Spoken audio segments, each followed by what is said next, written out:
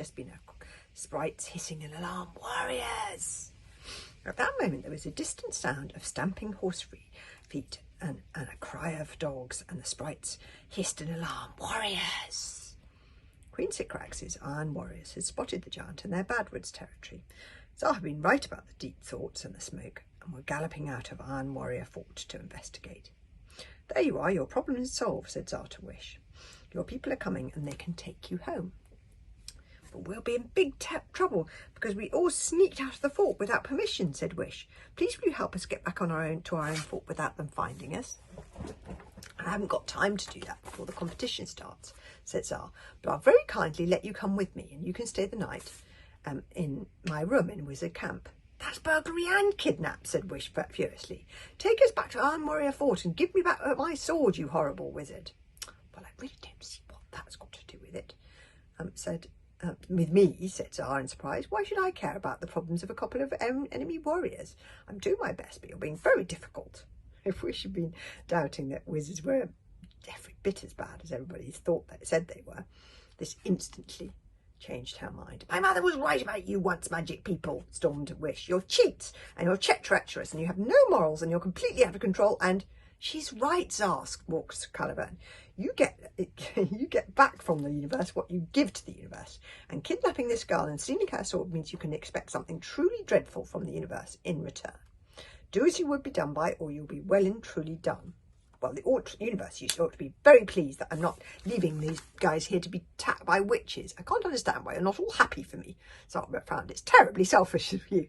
I am the boy of destiny. I am the chosen one. He turned to his animals and the giant. Night Eye, Forest Heart, Crusher, bring these stupid warriors and their ponies to the fort after me. I shall fly with the warriors too, squeaked Squeeze Juice. I shall stay with them and look out for jagulars. Don't really have to, Squeeze Juice, said Tsar, rather offended. I wants to, sang Squeeze Juice, ever enthusiastic. I likes her. She's a bit funny looking and she's only got one eye, but she smells more like an apricot than a humungular being, and I likes her hair. Squeeze Juice flew into Wish's hair and fluffed up the back of it so it made a fuzzy little bird's nest for him to hide in. Well, there's no accounting for taste, huffed Tsar crossly. I thought you want to hang out with me. Oh, the spoon is a little bit threatened, though. This is his territory. The boy of destiny, but if you feel sorry for these poor weirdos, it's up to you, Squeeze Juice. Come on, everyone, yelled Tsar. Race you back to the fort. King Cat leapt forward in a greedy-grey bound, and the animals followed in a wild, crazy pack, the sprites zooming ahead. Turning back time is impossible, probably.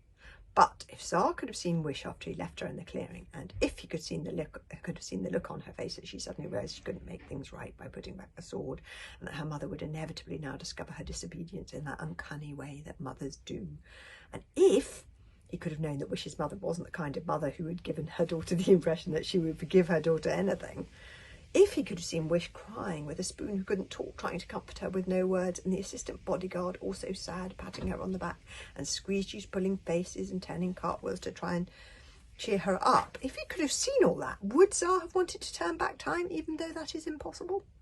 Possibly. But looking into other people's lives when they are not right in front of you is also impossible. Probably. I say probably because turning back time and looking into other people's lives when they are not right in front of you are both things that require the kind of magic we call imagination. Tsar had not developed that kind of magic yet, any more than he could move objects with the sheer power of his mind, or fly without the helpful addition of wings. And there is the spoon trying to comfort Wish. So as soon as Wish was out of sight, Tsar promptly forgot about her and carried on with the much more important task of congratulating himself on how clever he'd been as he rode on King Cat's back to Wizard Camp. Meanwhile, back in the clearing, Wish had stopped crying because Wish was a practical person and crying wasn't going to help. What are we going to do now? Said Bodkin, with round, goggling eyes bulging with dismay at the way the situation had developed. We're just going to have to follow that cheating burglar of a Tsar boy to his wizard camp and steal that enchanted sword back off him, and then we can sneak back into our own fort before morning, said Wish. That sword is magic mixed with iron, and we mustn't let it fall into the hands of the wizards. Oh, is that all we have to do? Said Bodkin hollowly, and here as I think we had a problem. On the plus side, we do get to ride these snowcats, said Wish. That's a plus side, said Bodkin, looking at horror at the gigantic wild beast standing uncomfortably close to them. But they're banned animals. It's against the rules. Timidly, Wish put out her hand and touched the unbelievable softness of Forest Heart's head. She had been absolutely dying to ride on one of the snowcats from the moment she set eyes on them. Gingerly, Wish climbed onto his back. Will you be following us, Crusher? Wish called up to the giant. Crusher looked delighted to have his feelings consulted.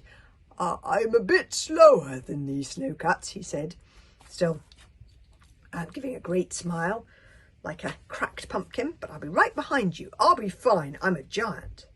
Of course, what was she thinking? A giant could take care of itself. He was probably a terrifying fighter, even if he was a vegetarian.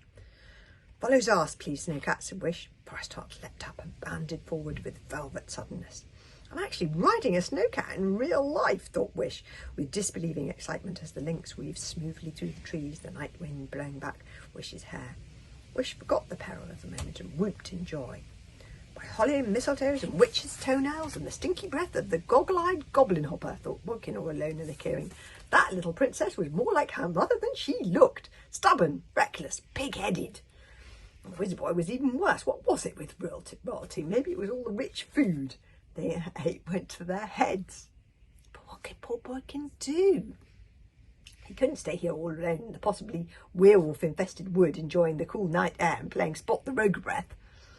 And besides, he ought to be protecting and controlling the uncontrollable little princess. That was his job. So reluctantly, he climbed on top of the second band animal, who equally reluctantly allowed himself to be climbed on, and leapt forward after Wish. The giant Crusher leant down and gently picked up the sleeping pony in one giant hand. He smoothed the pony's mane with one giant finger, like a human might pet a mouse, before very gently putting the pony in one of his pockets and very slowly lumbering after Bodkin and Wish and the snowcats. Don't worry, shouted Wish across to Bodkin as Night High caught up with Forest Darts. It's going to be fine. Don't worry, said Bodkin sarcastically. It's going to be fine. So far tonight, we have broken out. I love the wolves, by the way, aren't they beautiful? We have broken out of Warrior Fort without permission, taken an enchanted spoon as a pet, stolen your mother's extremely precious and, as it turns out, exceptionally dangerous sword. Let that same sword fall into Wizard's hands, thus putting into peril the entire war against the magic. And now we are travelling into the heart of enemy territory on the back of a whole load of banned animals having been kidnapped by a lunatic wizard boy who may or may not be about to turn into a werewolf. Why would I worry? Bodkin's stomach gave a loud rumble. And we've missed supper. Deer burgers, my favourite. Squeeze juice and dip zipped ahead like a little streak of white lightning, screeching, "Eyes the lookout! Eyes the lookout! Ag! There's a jagular! There's a jagular! Uh-oh! No, sorry, it's my mistake. It's a tree trunk. Sorry, everybody." Silence fell as they followed Tsar further and further into the dark wildness of the wildwoods. Deeper and deeper into the unknown, where strange eyes seemed to glare from behind trees, and all terrifying shrieks of the night time screamed all around them that could be jaguars or could be werewolves or could be worse than all of these. Luckily, Bodkin did not see two things that happened after they